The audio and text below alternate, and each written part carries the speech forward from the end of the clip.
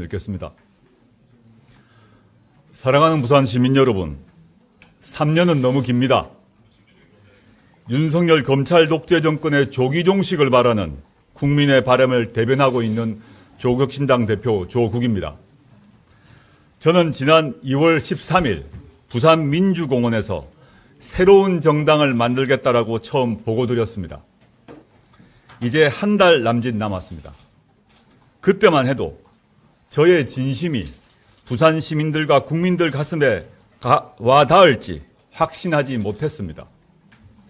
그런데 바람이 불기 시작했습니다. 미풍이 돌풍으로, 돌풍이 다시 태풍으로 커지고 있습니다. 국민들께서 조국혁신당에 이렇게 많은 지지와 성원을 보내주실지 몰랐습니다. 정말 고맙습니다. 4월 10일 총선에서 조국혁신당에 투표하겠다는 유권자가 최근 여론조사에서 30%를 넘기도 했습니다. 특별히 지지자가 더 많은 지역과 연령대가 있긴 하지만 이곳 부산을 포함해 전국 모든 지역에서 모든 연령층에서 골고루 조국혁신당을 지지하는 분들이 가파르게 늘고 있습니다. 가슴이 벅차오르면서도 덜컥 겁이 납니다.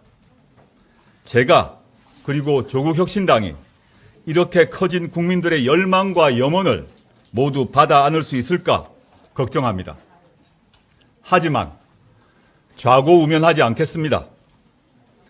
이번 총선에서 압도적인 승리를 하기 위해 국민과 함께 부산 시민들과 함께 뚜벅뚜벅 걸어가겠습니다. 존경하는 부산 시민 여러분, 조국혁신당의 비례대표 후보자들이 용산 대통령실 앞에서 기자회견을 한 다음 날 윤석열 대통령은 언론과 국민을 겁박한 황상무 시민사회수석을 경질했습니다. 제 발로 곱게 나가게 둘 게 아니라 잘못을 엄히 꾸짖고 해임해야 옳았습니다. 이제야 민심이 심상치 않다고 느꼈는지 도주대사 이종섭 전 국방부 장관도 돌아왔습니다. 윤 대통령은 이 전 장관이 돌아왔으니만큼 즉각 공수처의 수사를 받으라고 명령해야 합니다.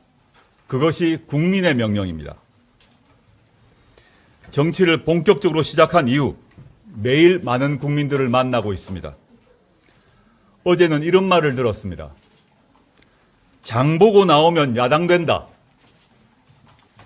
폭등한 야채, 과일값, 생필품 가격을 보면 도저히 정부 여당을 지지할 수 없게 된다는 말입니다. 평생 저인망식 수사, 강압 수사, 압수수색만 해온 사람들이 어떻게 물가를 잡겠습니까? 2년 넘도록 정적 죽이기에만 몰두하고 있는 검찰 독재 정권이 어떻게 경제를 살리겠습니까? 윤석열 정권 핵심 인사들은 왜 사람들이 마트에 다녀오면 반정부 인사가 될까라고 고개를 갸우뚱거리는지 모를 것입니다. 여기저기서 못 살겠다고 심판하자고 아우성인데 제 고향 부산이라고 다르겠습니까? 지난해 10월자 부산 지역 신문을 보고 놀랐습니다. 제목이 빚으로 굴러가는 부산 경제였습니다. 한국은행 부산본부에 대출 지원을 요청한 서비스업체 숫자가 2022년에 비해 3배가량 늘었다고 합니다. 최근 통계청 조사 2월 고용 동향을 보면 고용자 수는 늘었는데 고용의 질은 나빠졌다고 합니다. 그런데 부산은 그 정도가 더 심합니다. 36시간 미만 근로자가 55만 7천 명 급증한 반면 36시간 이상 근로자는 53만 1,000명 줄었습니다. 정규직이 줄어든 규모보다도 비정규직이 더 늘어난 것입니다. 그런데도 윤석열 대통령은 전국을 돌아다니며 국정을 빙자한 관건 선거 운동을 지속하고 있습니다. 조국혁신당은 22대 국회 개원 직후 윤석열 대통령의 관건 선거 의혹 진상 규명을 위한 국정조사를 추진하겠습니다. 윤석열 대통령이 부산특별법을 제정하겠다고 말했습니다. 총선 뒤에 말을 바꿀 것입니다. 내기를 해도 좋습니다. 국민의힘을 다수당 만들어주지 않아서 못하겠다, 이렇게 말할 것입니다. 부산 시민들이 언제 부산만 잘 살게 해달라고 했습니까?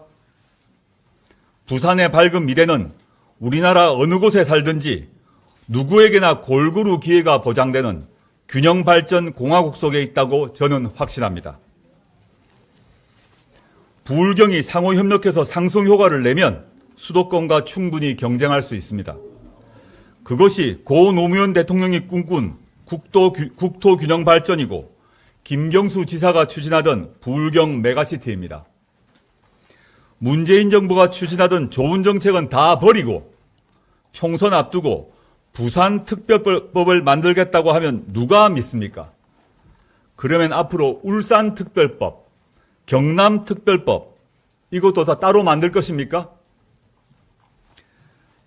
이와 관련해서 오늘은 균형발전 특별회계를 획기적으로 올려야 함을 강조하고자 합니다.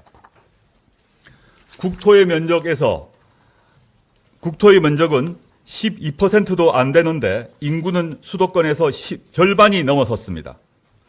수도권과 비수도권의 격차는 날이 갈수록 심화되고 있습니다. 균형발전 정책에도 불구하고 그 성과는 지지부진합니다. 균형발전 정책의 성과가 지지부진한 가장 큰 이유는 균형발전 특별회계가 너무 적기 때문입니다. 균형발전 특별회계를 획기적으로 올리지 않으면 균형발전 계획을 아무리 잘 세워도 백약이 무효입니다. 균형발전 정책은 고 노무현 대통령께서 시작하셨습니다.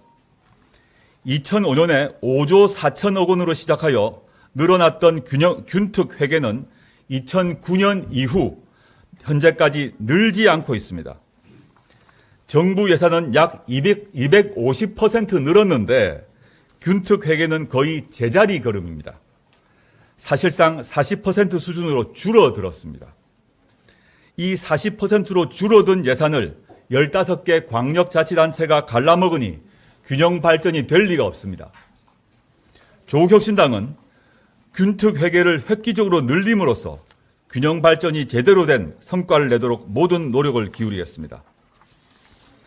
존경하는 부산 시민 여러분, 조국혁신당은 검찰 독재 정권에 맞서 민주공화국을 복원하는 그날까지 서울공화국이 아니라 지방분권공화국이 만들어지는 그날까지 맨 앞에서 맨 마지막까지 치열하게 싸우겠습니다.